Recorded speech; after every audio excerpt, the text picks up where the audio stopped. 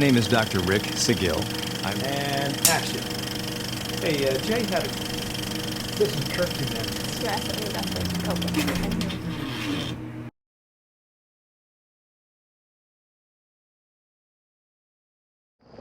Hey everyone, it's DrRic, and I'm at Meacham Grove Forest Preserve. I just wanted to stop by and see what nature was like, but I saw this hill, and I decided to go sprint. Well, I'm not really sprinting, but just wanted to see what it would be like if I ran up this hill and took a look at whatever's at the top. So Meacham Grove is right off of Lake Street, down the street from Stratford Square Mall. And you know, sometimes if you're going through stressful times or need some time to get away, we have forest preserves all over Illinois that get maintained with your tax dollars. And it'd be nice to use what you can and be surrounded by nature. That little burst was invigorating, and even though I'm somewhat short of breath, it'll come back. Slow down, and then I'll get to resting heart rate. But this is kind of cool to see. And it's just off of Lake Street, just east of Roselle. I'll put the coordinates down in the description. But I've got a lot of folks that are going through loss. And whether it's a friend or a relative or a job or something that's material, if you're not ready for it, then it shocks the system. And we're so possessive as humans when you don't have that thing that truthfully you never were in control of. I think of it as you're being tethered as a space, in a spacesuit, in space, connected to your ship, and suddenly the tether's gone. Almost like retirement. But when you have issues that are out of your control, and most of the time that'll happen, it's a bit shocking to not have your footing or not know where your next foot placement will be. But stress response is supposed to come up, and it's a normal response, but a lot of us aren't used to feeling that. So when it occurs, it's nasty. It's almost like me running up that hill. I know it'll be over. I know my heart rate will come back down to normal, and I'll be able to get a sentence out properly, just like now. So I endure. But if you're not used to it, that could be a threat. So the stress response can turn on. The amygdala in the brain will start to secrete all these weird hormones and force the brain into panic. And it's not a good thing to have all the time, especially if you're going through a loss of some sort, because clear thinking, higher functioning intelligence, it doesn't come on when your stress response is on. You don't have to problem solve or pull out coping skills. You just have to run from danger.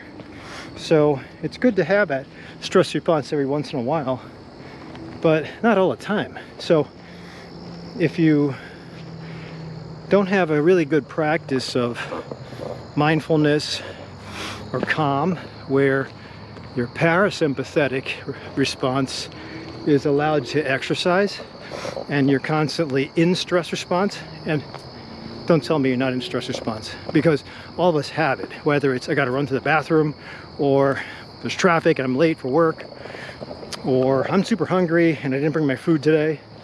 Those are all mini stressors. If you're in customer service and you have the next telephone call, that's a stress response that's all day long. So there are these mini stressors that challenge us, but we're supposed to grow with the exposure. And when you only have those exposures and nothing else to balance, that's all sympathetic system stimulation. Parasympathetic, which is the other half of the autonomic system, parasympathetic is something beautiful. It could be love, it could be a child, it could be meditation, happiness, seeing a comedy club, but those are important to balance the week. So if you're dominantly in stress response, which is not supposed to be, it's supposed to be the opposite. Parasympathetic all the time, occasional stress responses. When it's backwards, it sets the immune system and the neurological system up for fatigue, and those systems cannot continue like that forever. So then you have hunting for bad food, also have issues with inflammation, poor healing, poor sleep.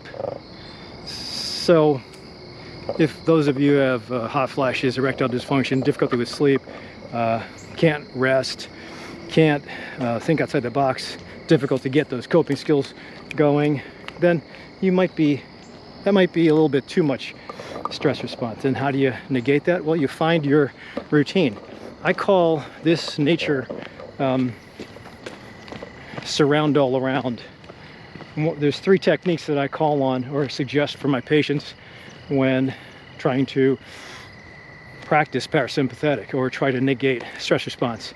One is top down. That's when you deploy those coping skills that were taught to you by a counselor, EMDR, cognitive behavioral therapy. There's different things that you can call on, but if you haven't been to a counselor or don't want to go to a counselor, I'm not sure where you're going to get that. Prayer is one, meditation's one. Going to a yoga class isn't really mindfulness.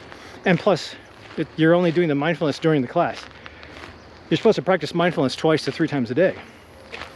I mean, if you think about it, if you have a stress response that's turned on every hour in an 8-hour workday, and then some if you're a parent, how are you going to negate that with twice a week yoga class?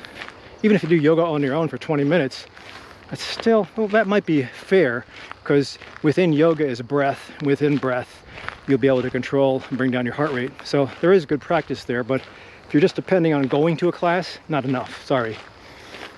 If you don't have a spiritual practice or belong to any sort of religion, which is another way, you might want to find something, a group, a community. Centenarians always had that anchoring discipline. And if you look at most of those old short people from 5 different places of the world called the blue zones, they have community. So a lot of us, especially men, are isolated. And that's certainly not a great thing to be. I think you can get those folks, those warriors who are all alone and have a very small group of friends, if they have any, but you're missing out on a lot. So the second form of calming is inside out. That's just exercise the hell out of your body. And I think if you drive enough exercise, like a lot of my athletes do, especially guys, sorry guys, you can get an endorphin and enkephalin response, and it'll distract you from the stress that you're going through, which is good to have a break. But what I call surround all around, like this, if you stay here long enough, as long as the mosquitoes aren't around, you'll slow down your thinking. The alarms will go off, meaning turn off, not go off.